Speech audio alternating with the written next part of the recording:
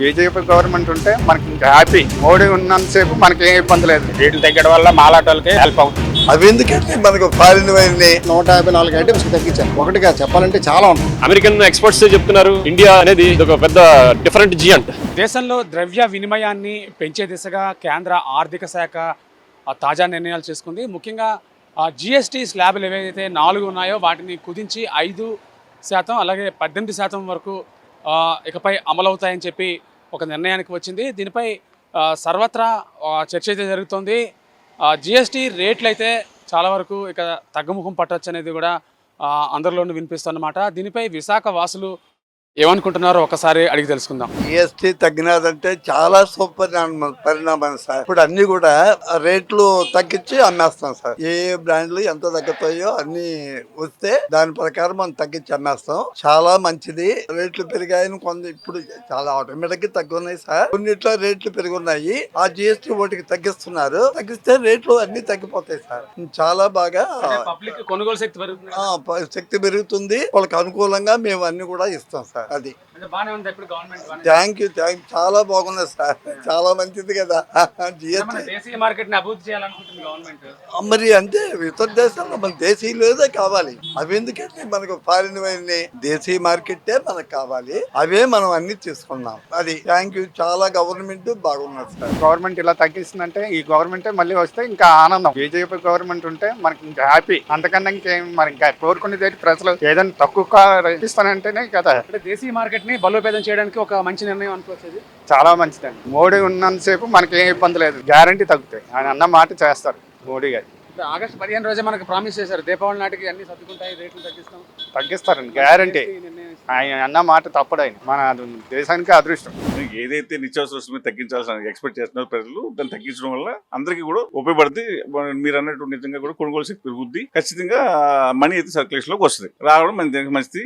అది ప్రధాని మోదీ గారు చెప్పినట్టుగా ఏవైతే ఇండియాలో తయారీ ప్రోడక్ట్లకు ప్రాధాన్యత ఇస్తే కనుక అందరూ కూడా కళ్ళు తెరిచి మన వేరే దేశాల మీద ఆధారపడాల్సిన అవసరం ఉండదు. దీనికి ఖచ్చితంగా ఆయన చెప్పారని కదా మనగా ఆలోచించి చేస్తే ఇంకా ముందు మన దేశం ఇంకా అభివృద్ధి చెందడానికి అవకాశం ఉంటుంది. బహుశా కేంద్రం మీద ఎప్పటి నుంచో మిడిల్ క్లాస్ కి ఏం చేయట్లేదనే ప్రెజర్ ఉన్నట్టుందండి. దానివల్ల ఈ పెన్షనర్స్ వాళ్ళ విషయంలో కూడా కొంత వెసులుబాటు సరళింపు ఇచ్చారు. అదేవిధంగా జిఎస్టీ కూడా మధ్య తరగతికి వెసులుబాటు కల్పించే విధంగా, వాళ్ళ కొనుగోలు శక్తి పెంచే విధంగా, వాళ్ళ చేతిలో సేవింగ్స్ మిగిలే విధంగా, వాళ్ళ ఓటు బ్యాంక్ కూడా ఆకర్షించే విధంగా ప్లాన్ చేశారని. తర్వాత అభివృద్ధి ఫలాలు ఏవైతే ఉన్నాయో ఎన్నాళ్ళు డబ్బును వాళ్ళకి అంటే ఇండస్ట్రియల్స్ ని ప్రమోట్ చేయడం కోసం ఇంతవరకు వాడారు. తర్వాత డిఫెన్స్ కొన్ని సీక్రెట్స్ ఉంటాయి కాబట్టి చెప్పకూడదు కాబట్టి డిఫెన్స్ కి ఇన్ఫ్రాస్ట్రక్చర్ కి వాడారు. ఇప్పుడు మిగులు కనిపిస్తుంది, బాగా వసూలు అవుతున్నాయి, ఆర్థిక పురోగతి బాగా అవుతుంది. కాబట్టి ఈ ఇన్నాళ్ళగా కన్ఫ్యూజన్ లేకుండా, ఇన్నాళ్ళు తెగ కాంప్లికేటెడ్ గా ఉండేవి. రిటర్న్స్ ఫైల్ చేసుకునే వాళ్ళు కూడా మొదట్లో చాలా బాధపడేవారు. ఇప్పుడు ఆ కాంప్లికేషన్ ఆ కన్ఫ్యూజన్ లేకుండా 2 స్లాబులకు దించారు. అంటే టెక్నికల్లీ 3 సింటాక్స్ తో కలిపి. ఆ సింటాక్స్ అనేది ఏంటంటే అనారోగ్యకరమైన వస్తువులన్నిటి కూడా గుట్కాలు, పాన్లు, మసాలాలు ఇలాంటివి అవన్నీ కూడా సింటాక్స్ 40% గా ఉంచారు. తర్వాత మన మధ్య తరగతులకి పెద్దగా పనికిరావు. వాటి వల్ల ఆరోగ్యపరంగా ఆలోచించింది కేంద్ర ప్రభుత్వం. తర్వాత వస్తు సేవల వినిమయం కూడా పెరుగుతుంది. అందరూ కూడా రవాణా సౌకర్యాలు పెరుగుతాయి. వాతావరణ పరంగా చూస్తే ఈవీలకి వాటికి కొనుగోలు శక్తి పెరిగి ఈవీలు వాడడం ద్వారా వాతావరణ సమతుల్యాన్ని కూడా మెయింటైన్ చేయగలుగుతారు. తర్వాత అందరూ ఉద్యోగ సృష్టి జరుగుతుంది. ద్రవ్యోల్బణం ఆల్రెడీ తట్టుకోలేక జనాలు రేట్లు వస్తువులు చాలా ఇబ్బంది పడుతున్నారు. దానివల్ల ఈ మిగులు ఏదైతే కనిపిస్తుందో దానివల్ల సౌకర్యవంతమైన వస్తువులు, విలాసవంతమైన వస్తువులు కొనుక్కొని వాళ్ళు కొనుగోలు శక్తి పెరగడం వల్ల అక్కడ ఇండస్ట్రీ కూడా బాగుపడుతుంది. షేర్ మార్కెట్ లో పెట్టుబడులు పెట్టగలుగుతారు. చాలా కాలంగా డిమాండ్ పెట్రోల్ మీద కూడా జిఎస్టీని అమలు చేయాలి అనేది ఉంది. దాని మీద మీరేమంటారు? ఈ పెట్రోల్ మీద కూడా జిఎస్టీ చేయాలండి. యాక్చువల్లీ చేస్తే చాలా తగ్గుతుంది. కొన్ని మన చుట్టుపక్కల దేశాలతో పోలిస్తే చాలా తక్కువకి దొరుకుతున్నాయి పెట్రోల్ అనేది. మన భారతదేశంలోనే కొద్దిగా ఎక్కువగా ఉంది. అయితే ఇవి ఇంటర్నేషనల్ పరంగా తీసుకునే నిర్ణయాలండి. అక్కడ క్రూడ్ ఆయిల్ ధరను బట్టి ఇక్కడ నిర్ణయిస్తారు. అయితే ఇన్నాళ్ళు చాలా మంది గ్రిల్ చేస్తే కేంద్ర ప్రభుత్వం ఏం చెప్తూ వస్తుందంటే అది ఆ డబ్బుల్ని డిఫెన్స్ కోసం కొన్ని సీక్రెట్స్, రహస్యాలు చెప్పలేం కాబట్టి వాటికి వాడారు. అవే ఇప్పుడు కొద్దిగా తగ్గిస్తూ వస్తున్నారు. గతంలో మీరు నా చిన్నతనం నుంచి కూడా చూసుకుంటే పెట్రోల్, డీజిల్ ఎప్పుడూ పెరుగుతూనే వస్తుండే. కానీ గత కొంతకాలంగా వాటి ధరలు స్టాబిలైజ్ అయ్యాయి. అదే పెద్ద విషయంగా చెప్పుకోవచ్చు. ఇప్పుడు మనకి మరొక 50 రూపాయలు పెంచేసి మళ్ళీ 10 రూపాయలు 20 రూపాయలు తగ్గించేస్తే అది గొప్ప విషయం కాదు. అవి పెరగకుండా కంట్రోల్ చేయగలిగారు, అది చాలా గొప్ప విషయం. అయితే కంపెనీలు కూడా వాళ్ళ లాభం వాళ్ళ వ్యాపారం కాబట్టి అవి చూసుకుంటాయి. ఇప్పుడు కేంద్ర ప్రభుత్వం ఇందులో పెద్దగా చేసేది ఉండదు. మహా అయితే సెస్ తగ్గిస్తాయి, ఆ సెస్ తగ్గింపే పెద్దది. కానీ స్టాబిలైజ్ అయ్యాయి కాబట్టి ఇంకా జనాల ముందు అవేర్నెస్ క్రియేట్ చేయాలి. ఈవీలకి గట్టా వెళ్తే మన మాదక ద్రవ్యం, విదేశీ మాదక ద్రవ్యం, ఆ అరబ్ షేకుల్ని వాళ్ళని గల్ఫ్ వాళ్ళు పెంచుతున్నాం, మన వాతావరణం పాడు చేసుకుంటున్నాం, మన డబ్బులతో వాళ్ళు పెరుగుతున్నారు. ఇదంతా ఆలోచించి విదేశీ వస్తువులు కొనకుండా, పెట్రోల్ మీద డీజిల్ మీద ఎక్కువ ఆధారపడకుండా ఈవీలు అందరూ గోఫర్ ఈవీ అండ్ గ్రీన్ ఎనర్జీ మీద కాన్సన్ట్రేట్ చేస్తే మన రెవెన్యూ మనకు మిగిలిపోతుంది. మన దేశాన్ని సెల్ఫ్ సఫిషియెంట్, సెల్ఫ్ రిలయంట్. మనమే ఇప్పుడు అమెరికా అన్ని టారిఫ్లు వేసినా కూడా మన ఆర్థిక వ్యవస్థ చెక్కు చెదరలేదు. ఆయన డెడ్ ఎకానమీ అన్నాడు. డెడ్ ఎకానమీ కాదు అని నిరూపిస్తున్నాం. ప్రతి ఇంటర్నేషనల్ రేటింగ్స్ అన్ని కూడా మనకి India economy powerful, fastest growing, దీనికి ఎవరు తిరుగులేదు. అమెరికన్ ఎక్స్పర్ట్స్ చెప్తున్నారు, ట్రంప్ అడ్మినిస్ట్రేషన్ వల్ల చాలా మంది చెప్తున్నారు ఇండియా అనేది అదొక పెద్ద డిఫరెంట్ జియంట్, దాన్ని ఎవడు ఏం చేయలేడు అని చెప్పేసి వాళ్ళే చెప్తున్న పరిస్థితి. కాకపోతే ఆ ట్రంప్ కే అర్థం కావట్లేదు ఈ విషయం. జిఎస్టీ వల్ల అందరికీ కూడా ఇబ్బందులు ఏమి ఉండదండి, బాగానే ఉంటది. కొన్ని స్లాబ్స్ కొన్ని మార్చారు. మెడికల్ కి ఇంకా ఏంటంటే అన్ని మారిపోతాయి, మొత్తం బాగా తగ్గిపోతుంది. ఒకవేళ 5 ఈ జిఎస్టీ కూడా 5 కూడా తీసివచ్చు నేను అనుకుంటున్నాను. మెడికల్ కి ఎంఆర్పీలు డిఫరెన్స్ గా ఉంటుంటాయి కాబట్టి ఈ జిఎస్టీ మీద ఎవరికి లాస్ లేకుండా బాగుంటుంది. పబ్లిక్ కూడా బాగుంటుంది, మాకు బాగుంటుంది. సేల్ ట్యాక్స్ తో కూడా మాకు ఇబ్బంది రాకుండా ఉంటది జిఎస్టీ వల్ల. చాలా సంతోషకరమైన విషయం అండి అది. కారణం ఏంటంటే ఒకేసారి జిఎస్టీ తగ్గడం వల్ల అందరికి ఉపయోగపడుతుంది. పెరగడం వల్ల ఎంత సఫరాయం, తగ్గడం కూడా చాలా మంచిది. 18% 5 స్లాబ్ 5% చేస్తారు, 20% 22% డైరెక్ట్ 12% చేస్తారు. It was excellent things. అలా చేయడం కూడా చాలా అందరికీ ఉపయోగపడుతుంది. ఒక మధ్య వ్యాపారాలే కాదు, చిన్న వ్యాపారాలకి పెద్ద వ్యాపారాలు అందరికీ పనిచేస్తుంది. దాంతో కస్టమర్ బెనిఫిట్ అవుతారు. Main benefit customer. మెడిసిన్లో చాలా తగ్గించారు. అంతకన్నా మంచిది ఏంటంటే హెల్త్ ఇన్సూరెన్స్ తగ్గించారు. It was super. చాలా సంవత్సరాల తర్వాత తీసుకునే decision. It was very good decision చెప్పాలంటే. Thank you very much. ఆహ్వానిస్తారా వ్యాపార డెఫినెట్గా ఆహ్వానిస్తాం. రేట్లు తగ్గడం వల్ల మాలాంటి వాళ్ళకి హెల్ప్ అవుతుంది బాగా. రేట్లు తగ్గడం వల్ల మాకు వ్యాపారం చేసుకో, రోడ్డు మీద వ్యాపారస్తులకు కూడా కొద్దిగా బాగుంటుంది. ధరలు అందుబాటులోకి వస్తాయి. వస్తాయి. ఇప్పుడు చెప్పారు, టీవీలో చెప్పారు, బాగుంది, మాకు పర్లేదు. స్వాగతిస్తారు దాన్ని? స్వాగతిస్తాం.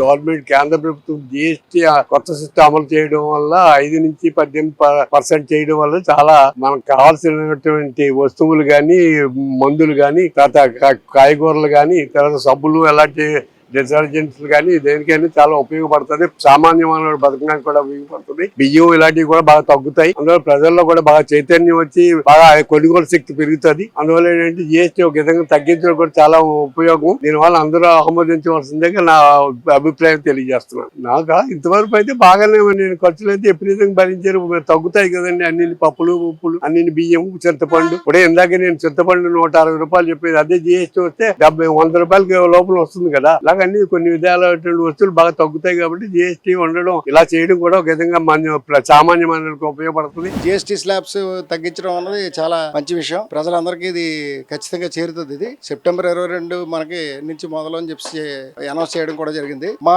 విషయానికి వస్తే మా దాంట్లో మిల్క్ ప్రొడక్ట్స్ కి, అలాగే బేకరీ ప్రొడక్ట్స్ కి, అలాగే చిన్న వ్యాపారస్తులకి చాలా రకాలుగా తగ్గించారు.